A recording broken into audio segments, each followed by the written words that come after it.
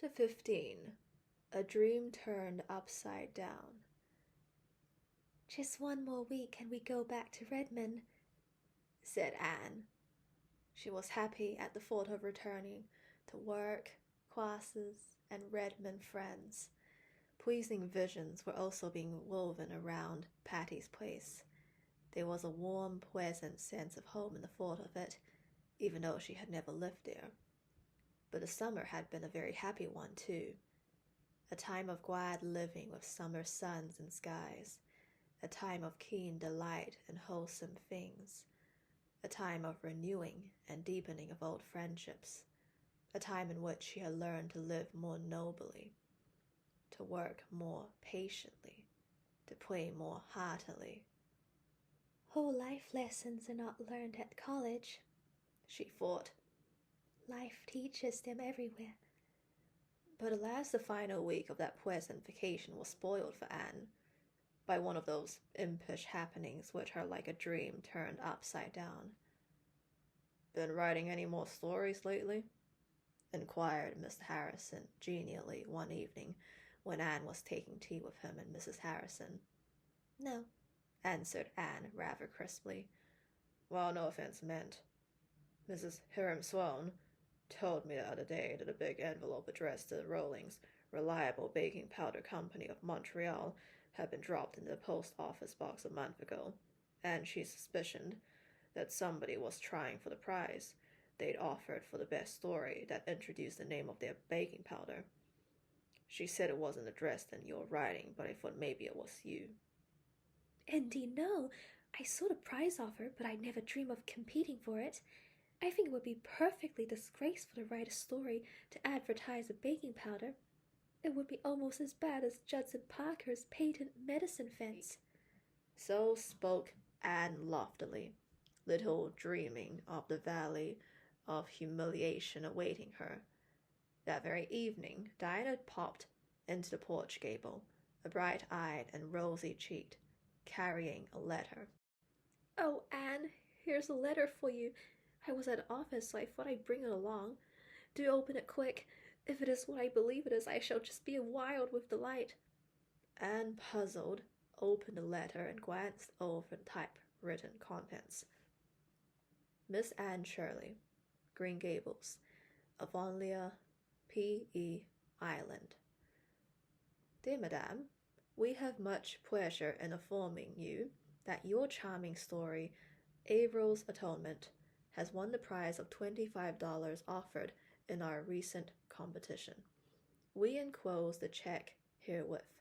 We are arranging for the publication of the story in several prominent Canadian newspapers, and we also intend to have it printed in pamphlet form for distribution among our patrons. Thanking you for the interest that you have shown in our enterprise, we remain, yours very truly, the Rowlings Reliable Baking Powder Co. "I don't understand," said Anne blankly. Diana clapped her hands. "Oh, I knew it would win the prize. I was sure of it. I sent your letter into the competition, Anne." "Diana Barry?" "Yes, I did," said Diana gleefully, perching herself on the bed. "When I saw the offer, I thought of your story in a minute, and at first I thought I'd ask you to send it in, but then I was afraid you wouldn't. You had so little faith left in it.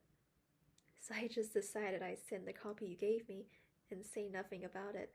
And then if it didn't win the prize, you'd never know and you wouldn't feel badly over it, because the stories that failed were not to be returned.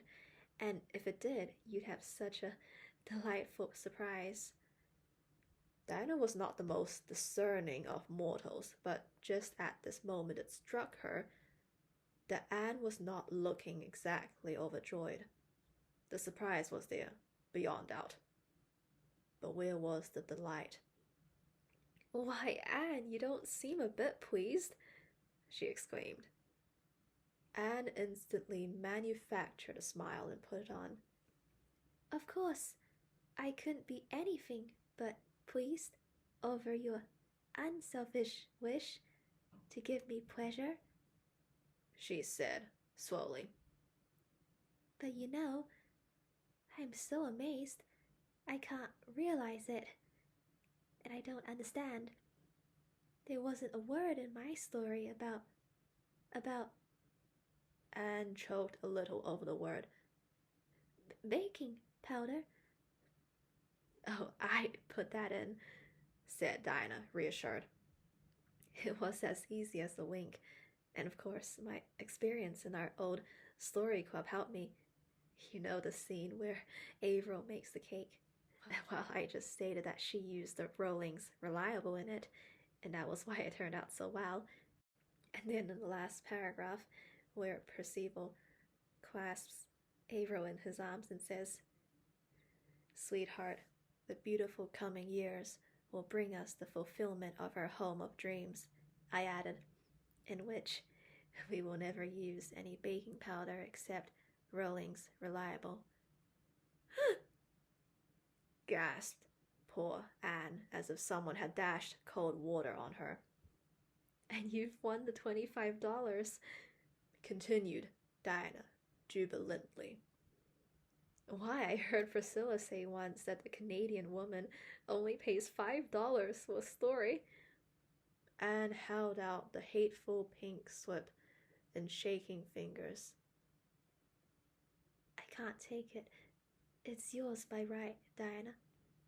You sent the story in and made the alterations. I would certainly never have sent it, so you must take the check." "I like to see myself," said Diana scornfully. "Why, what I did wasn't any trouble. The honor of being a friend of the prize winner is enough for me. Well, I must go. I should have gone straight home from the post office, for we have company. But I simply had to come and hear the news. I'm so glad for your sake, Anne." Anne suddenly bent forward, put her arms about Diana, and kissed her cheek. "I think you are the sweetest, truest friend in the world, Diana," she said with a little tremble in her voice. "And I assure you I appreciate the motive of what you've done." Diana, pleased and embarrassed, got herself away, and poor Anne, after flinging the innocent check into her bureau drawer as if it were blood money, cast herself on her bed and wept tears of shame and outraged sensibility. Oh, she could never live this down, never. Gilbert arrived at dusk, brimming over with congratulations, for he had called at Orchard Slope and heard the news. But his congratulations died on his lips at sight of Anne's face. "Why, Anne, what is the matter? I expected to find you radiant over winning Rollings Reliable prize. Good for you." "Oh, Gilbert, not you!" implored Anne in an et tu brute tone. "I thought you would understand. Can't you see how awful it is?" "I must confess I can't. What is wrong?" "Everything," moaned Anne. "I feel as if I were disgraced forever. What do you think of a mother would feel if she found her child tattooed over with a baking powder advertisement? I feel just the same. I love my poor little story, and I wrote it out of the best that was in me, and it is sacrilege to have it degraded to the level of a baking powder advertisement. Don't you remember what Professor Hamilton used to tell us in the literature class at Queen's? He said we were never to write a word for low or unworthy motive, but always to cling to the very highest ideals. What will he think when he hears I've written a story to advertise Rollings Reliable? And oh, when it gets out at Redmond, think how I'll be teased and laughed at." "That you won't," said Gilbert, wondering uneasily if it were that confounded junior's opinion in particular over which Anne was worried. "The Reds will think just as I thought, that you, being like 9 out of 10 of us, not overburdened with worldly wealth, had taken this way of earning an honest penny to help yourself for the year. I don't see that there's anything low or unworthy about that, or anything ridiculous either. One would rather write masterpieces of literature, no doubt, but Meanwhile, board and tuition fees have to be paid. This common-sense, matter-of-fact view of the case cheered Anne a little. At least it removed her dread of being laughed at, though the deeper hurt of an outraged ideal remained. Chapter 16. Adjusted Relationships. It's the homiest spot I ever saw. It's homier than home, avowed Philippa Gordon, looking about her with delighted eyes. They were all assembled at twilight in the big living room at Patty's place. Anne and Priscilla, Phil and Stella, Aunt Jamesina, Rusty, Joseph, the Sarah Cat, and Gog and Magog. The firelight shadows were dancing over the walls. The cats were purring, and a huge bowl of hothouse chrysanthemums, sent to Phil by one of the victims, shone through the golden gloom like creamy moons. It was 3 weeks since they had considered themselves settled, and already all believed the experiment would be a success. The first fortnight after their return had been a pleasantly exciting one. They had been busy setting up their household goods, organizing their little establishment, and adjusting different opinions. Anne was not over sorry to leave Avonlea when the time came to return to college. The last few days of her vacation had not been pleasant. Her prize story had been published in the island papers, and Mr. William Blair had upon the counter of his store a huge pile of pink, green, and yellow pamphlets, containing it, one of which he gave to every customer. He sent a complimentary bundle to Anne, who promptly dropped them all in the kitchen stove. Her humiliation was the consequence of her own ideals only, for Avonlea folks thought it quite splendid that she should have won the prize. Her many friends regarded her with honest admiration, her few foes with scornful envy. Josie Pye said she believed Anne Shirley had just copied the story. She was sure she remembered reading it in the paper years before. The Swans, who had found out or guessed that Charlie had been turned down, said they didn't think it was much to be proud of. Almost anyone could have done it, if she tried. Aunt Atossa told Anne she was very sorry to hear she had taken to writing novels. Nobody born and bred in Avonlea would do it. That was what came of adopting orphans from goodness know where, with goodness knew what kind of parents. Even Mrs. Rachel Lynde was darkly dubious about the propriety of writing fiction, though she was almost reconciled to it by that $25 check. "It is perfectly amazing the price they pay for such lies, that's what," she said, half proudly, half severely. All things considered, it was a relief when going away time came, and it was very jolly to be back at Redmond, a wise, experienced soph with hosts of friends to greet on the merry opening day. Pris and Stella and Gilbert were there. Charlie Sloane, looking more important than ever sophomore looked before. Phil, with the Alec and Alonzo question still unsettled. And Moody Spurgeon Macpherson. Moody Spurgeon had been teaching school ever since leaving Queen's, but his mother had concluded it was high time he gave it up and turned his attention to learning how to be a minister. Poor Moody Spurgeon fell on hard luck at the very beginning of his college career. 6 ruthless sophs, who were among his fellow boarders, swooped down upon him one night and shaved half of his head. In disguise, the luckless Moody Spurgeon had to go about until his hair grew again. He told Anne bitterly that there were times when he had his doubts as to whether he was really called to be a minister. Aunt Jamesina did not come until the girls had Patty's place ready for her. Miss Patty had sent the key to Anne with a letter in which she said Gog and Magog were packed in a box under the spare room bed, but might be taken out when wanted. In the postscript, She added that she hoped the girls would be careful about putting up pictures. The living room had been newly papered 5 years before, and she and Miss Maria did not want any more holes made in that new paper than was absolutely necessary. For the rest, she trusted everything to Anne. How those girls enjoyed putting their nest in order. As Phil said, it was almost as good as getting married. You had the fun of homemaking without the bother of a husband. All brought something with them to adorn or make comfortable the little house. Pris and Phil and Stella had knickknacks and pictures galore, which latter they proceeded to hang according to taste, in reckless disregard of Miss Patty's new paper. "We'll putty the holes up when we leave there, she'll never know," they said to protesting Anne. Diana had given Anne a pine needle cushion, and Miss Ada had given both her and Priscilla a fearfully and wonderfully embroidered one.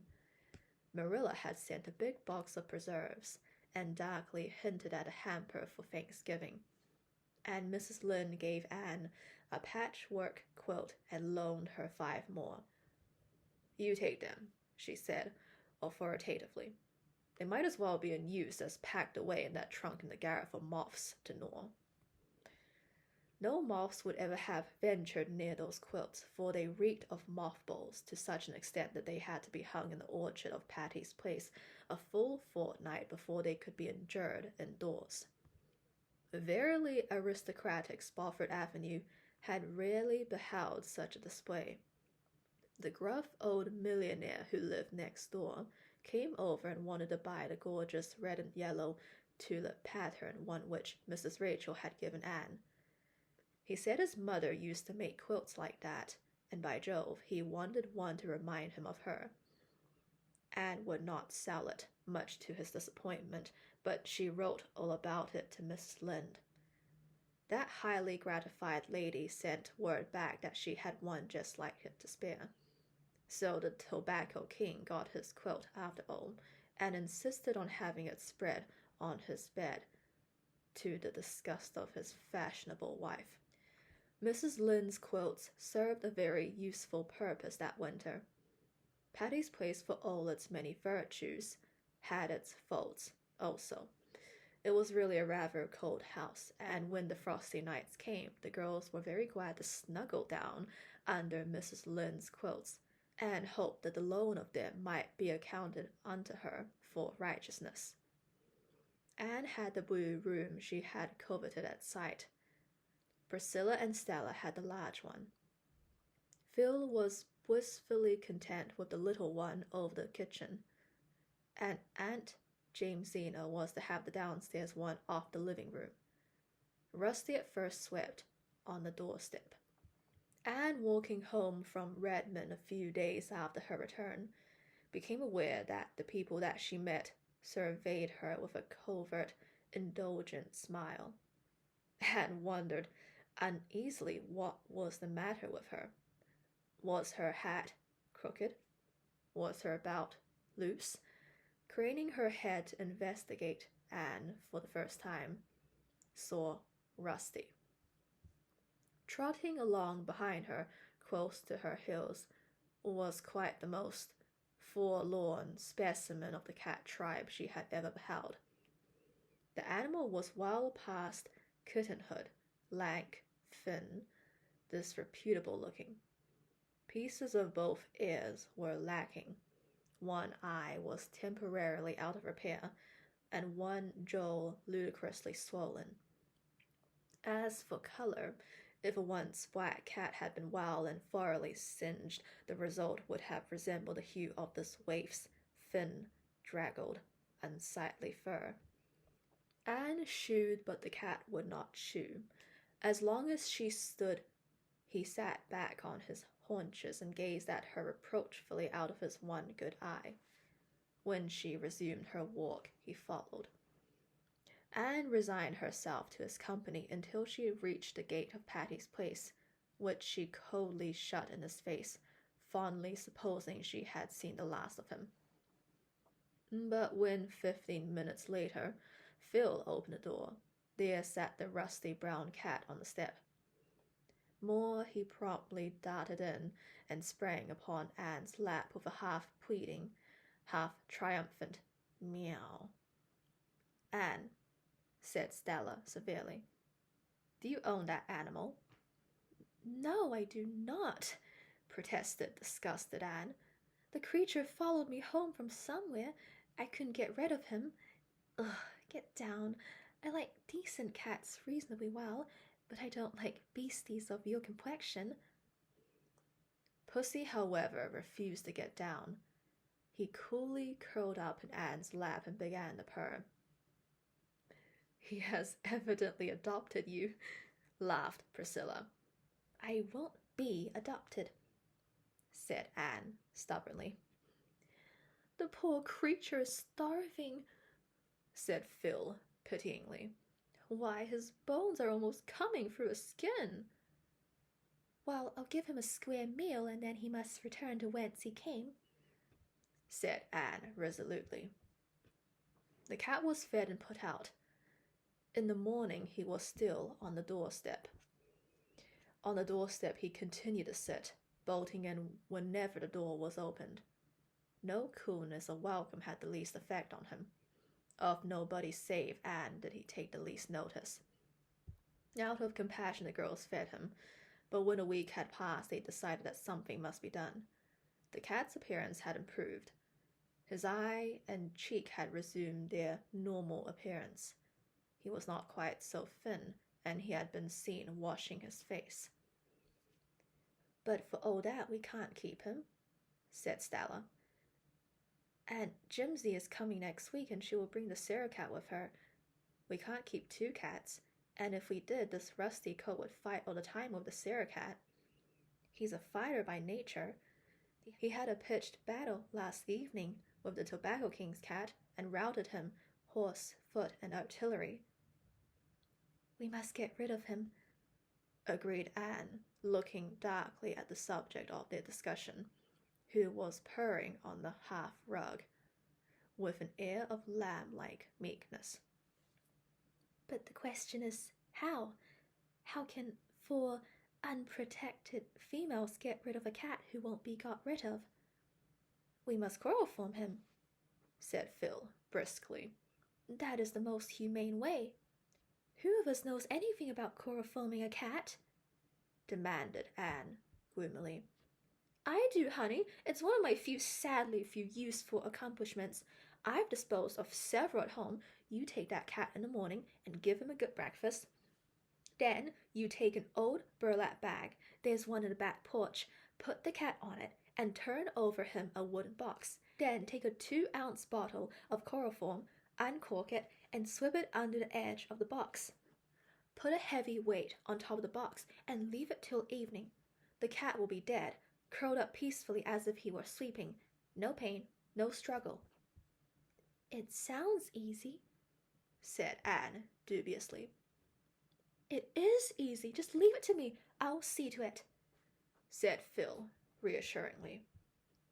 Accordingly, the chloroform was procured, and the next morning Rusty was lured to his doom. He ate his breakfast, licked his chops, and climbed into Anne's lap. Anne's heart misgave her. This poor creature loved her, trusted her. How could she be a party to this destruction? "Here, take him," she said hastily to Phil. "I feel like a murderess." "He won't suffer, you know," comforted Phil, but Anne had fled. The fatal deed was done in the back porch. Nobody went near it that day. But at dusk, Phil declared that Rusty must be buried. "Pris and Stella must dig his grave in the orchard," declared Phil, "and Anne must come with me to lift the box off. That's the part I always hate." The two conspirators tiptoed reluctantly to the back porch. Phil gingerly lifted the stone she had put on the box. Suddenly, faint but distinct, sounded an unmistakable mew under the box. He isn't dead," gasped Anne sitting blankly down on the kitchen doorstep. "He must be," said Phil incredulously. Another tiny mew proved that he wasn't. The two girls stared at each other. "What will we do?" questioned Anne. "Why in the world don't you come?" demanded Stella, appearing in the doorway. "We've got the grave ready. What silent still and silent all," she quoted teasingly. "Oh, no, the voices of the dead sound like distant torrents fall," promptly counter-quoted Anne, pointing solemnly to the box. A burst of laughter broke the tension. "We must leave him here till morning," said Phil, replacing the stone. "He hasn't mewed for 5 minutes. Perhaps the mews we heard were his dying groan. Or perhaps we merely imagined him under the strain of our guilty consciences." But when the box was lifted in the morning, Rusty bounded at one gay leap to Anne's shoulder when he began to lick her face affectionately. Never was there a cat more decidedly alive. "Oh, here's a knot hole in the box," groaned Phil. "I never saw it, that's why he didn't die. Now we've got to do it all over again." "No, we haven't," declared Anne suddenly. "Rusty isn't going to be killed again. He's my cat, and you've just got to make the best of it." "Oh, well, if you'll settle with Aunt Jimsy and the Sarah cat," said Stella, with the air of one washing her hands off the whole affair. From that time, Rusty was one of the family. He swept all nights on the scrubbing cushion in the back porch and lived on the fat of the land. By the time Aunt Jamesina came, he was plump and glossy and tolerably respectable. But like Kipling's cat, he walked by himself. His paw was against every cat, and every cat's paw against him. One by one, he vanquished the aristocratic felines of Spofford Avenue. As for human beings, he loved Anne and Anne alone. Nobody else ever dared stroke him. An angry spit and something that sounded much like very improper language greeted anyone who did. "The airs that cat puts on are perfectly intolerable," declared Stella. "Him was a nice old pussens, him was," vowed Anne, cuddling her pet defiantly. "Well, I don't know how he and the Sarah cat will ever make out to live together," said Stella pessimistically. "Catfights in the orchard all nights are bad enough, but catfights here in the living room are unthinkable." In due time, Aunt Jamesina arrived. Anne and Priscilla and Phil had awaited her advent rather dubiously. But when Aunt Jamesina was enthroned in the rocking chair before the open fire, they figuratively bowed down and worshipped her. Aunt Jamesina was a tiny old woman with a little softly triangular face and large soft blue eyes that were alight with unquenchable youth and as full of hopes as a girl's. She had pink cheeks and snow-white hair which she wore in quaint little puffs over her ears. "It's a very old-fashioned way," she said, knitting industriously at something as dainty and pink as a sunset cloud. "But I am old-fashioned, my clothes are, and it stands to reason my opinions are too. I don't say they're any the better of that, mind you. In fact, I dare say they're a good deal the worse. But they've worn nice and easy. New shoes are smarter than old ones, but the old ones are more comfortable. I'm old enough to indulge myself in the matter of shoes and opinions. I mean to take it real easy here. I know you expect me to look after you and keep you proper, but I'm not going to do it. You're old enough to know how to behave if you're ever going to be. So as far as I am concerned," concluded Aunt Jamesina, with a twinkle in her young eyes, "you can all go to destruction in your own way." "Oh, will somebody separate those cats?" pleaded Stella shudderingly. Aunt Jamesina had brought with her not only the Sarah cat, but Joseph. Joseph, she explained, had belonged to a dear friend of hers who had gone to live in Vancouver. She couldn't take Joseph with her, so she begged me to take him. I really couldn't refuse. He's a beautiful cat, that is, his disposition is beautiful. She called him Joseph because his coat is of many colors. It certainly was. Joseph, as the disgusted Stella said, looked like a walking rag bag. It was impossible to say what his ground color was. His legs were white, with black spots on them. His back was gray, with a huge patch of yellow on one side, and a black patch on the other. His tail was yellow with a gray tip. One ear was black and one yellow. A black patch over one eye gave him a fearfully rakish look. In reality, he was meek and inoffensive, of a sociable disposition. In one respect, if in no other, Joseph was like a lily of the field.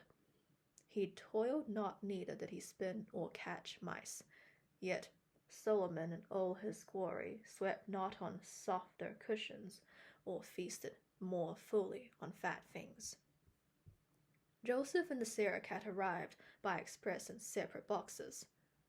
After they had been released and fed, Joseph selected the cushion and corner which appealed to him, and the Sarah cat gravely sat herself down before the fire and proceeded to wash her face.